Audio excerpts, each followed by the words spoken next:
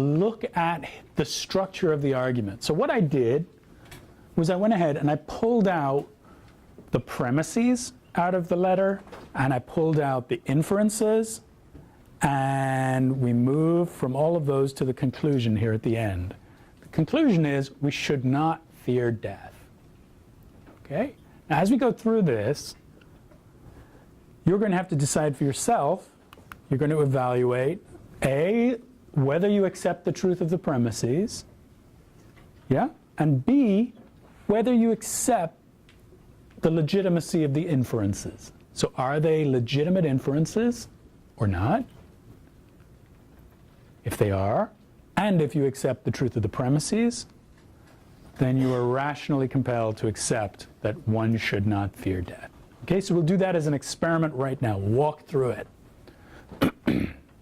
First premise that I pulled out is when we're dead, we no longer exist. Okay, so I would like us to think for a second about that. Show of hands. Is it the case that when we're dead, we no longer exist? Hands up if yes is the answer. Okay.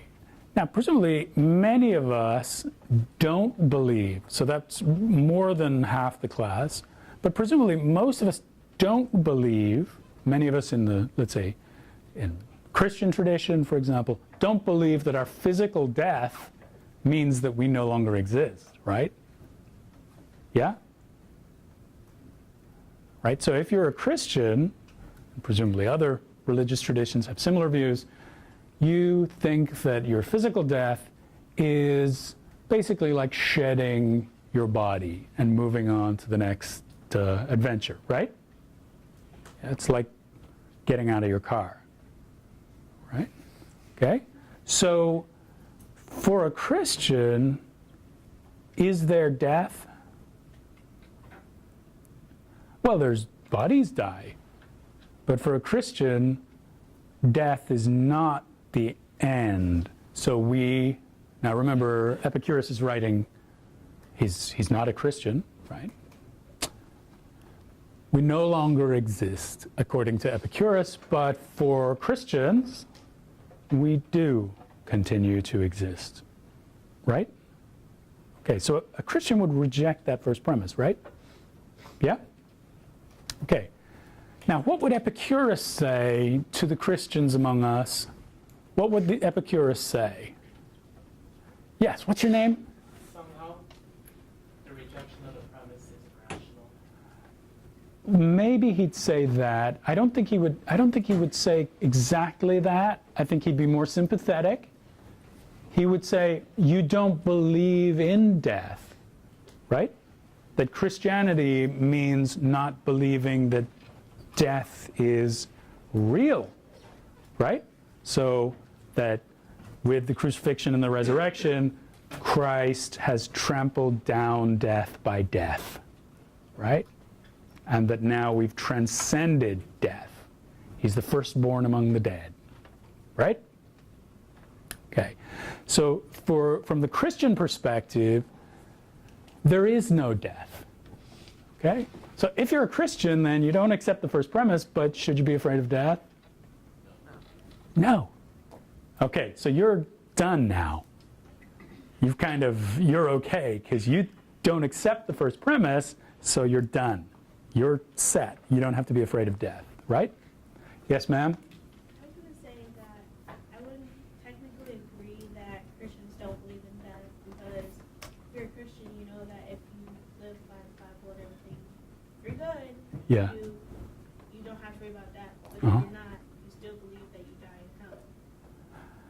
Well, I think that's a complicated piece of theology, but presumably for most standard interpretations of punishment, you would continue being punished in hell eternally. Okay? Okay, so when we're dead, we no longer exist. This is what Epicurus has argued, right? Yes, sir? So, just one, can you not accept the first premise but still accept the conclusion? Very good. Yes. So you just did, let's say. Let's say if you're a Christian, you kind of accepted the conclusion for different reasons, than Epicurus, right? So you're not afraid of death. What's your name? Antonio. Antonio. And what's your name, ma'am? Danielle. Danielle. Okay, so yes, but that's not this argument. So you're not accepting this argument. If you're a Christian, you've already rejected the truth of the first premise here, right? So now, I want you to set that aside for a second and just track through the argument, pretend you agree with it, right?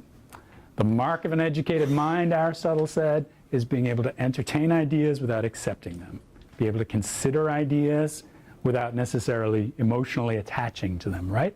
I'm going to ask you to march through the argument with me. So, the first is a contentious point. Many of us in this room, about half of us, don't accept the first premise. A little more than half of you, from rough visual inspection, accept the first premise. Okay, second premise, only existing things can be harmed. Something can be harmed only if it exists. Is that true?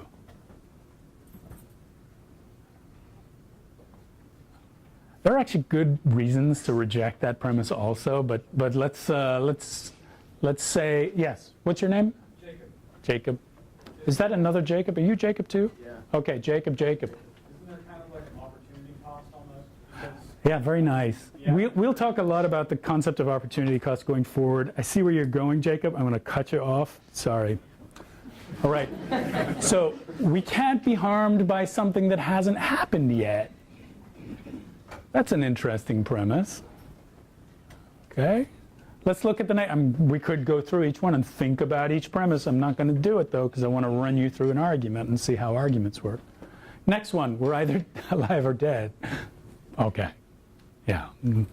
Yes. Okay, we're not going to disagree with that. And we shouldn't fear harmless things. We shouldn't fear things that don't have harms attached to them. Yes, I guess. I don't know. Probably. Okay. First three premises we might argue with. Last two premises we probably all accept.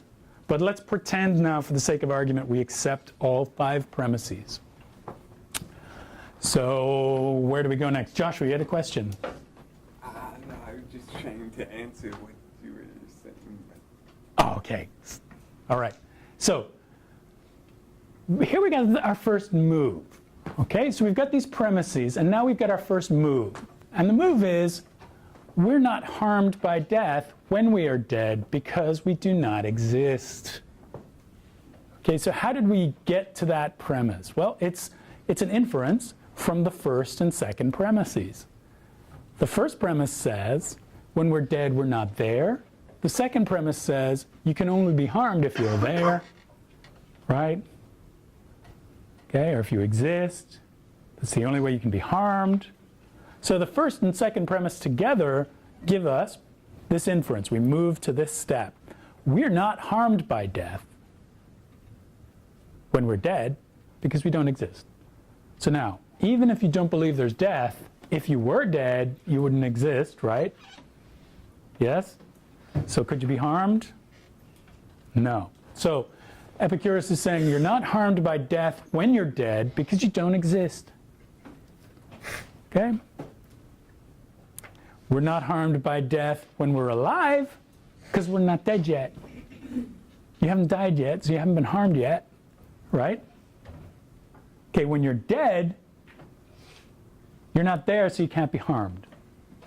When you're alive, you're not dead, so death hasn't harmed you yet.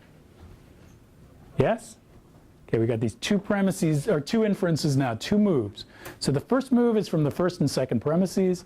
The second inference, the second move, is from the first and third premise. So the first premise says, when we're dead, we no longer exist.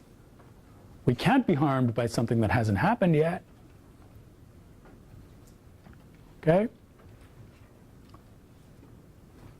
So, everyone following so far? Everyone tracking? Okay, so if you accept those two things, that when you're dead, you don't exist, so you're not harmed, and when you're alive, you're not dead, so you're not harmed by death, then what?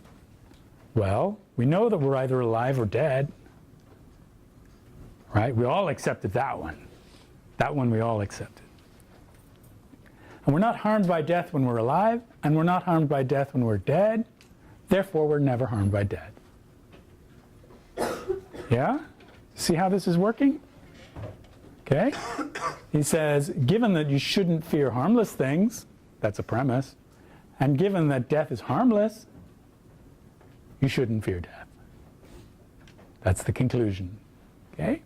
So that's the structure of the argument. That's how the argument flows. Now here's our task. We've begun doing it. Our first task is to determine the truth of the premises. Are the premises true? And we've seen that we disagree. And we can have good arguments about the premises. We can actually make some progress on the premises. Yeah? Figure out what we think is true or not. Then we've got these moves. And we can evaluate the moves. Do the moves all look good to you? The moves are actually all good. So the inferences are all good. For us, when we read through this argument, our quarrel was with the premises, right? Some of us quarreled with the premises. So if we quarrel with the premises, if we think the premises might be false, but if the inferences are all good, what do we say about that? Well, we say, well, the premises might be false, but the moves are all what we call valid. So they're all legal moves, but we don't accept the argument as a whole, we might say, because we don't accept the truth of the premises. Or we do.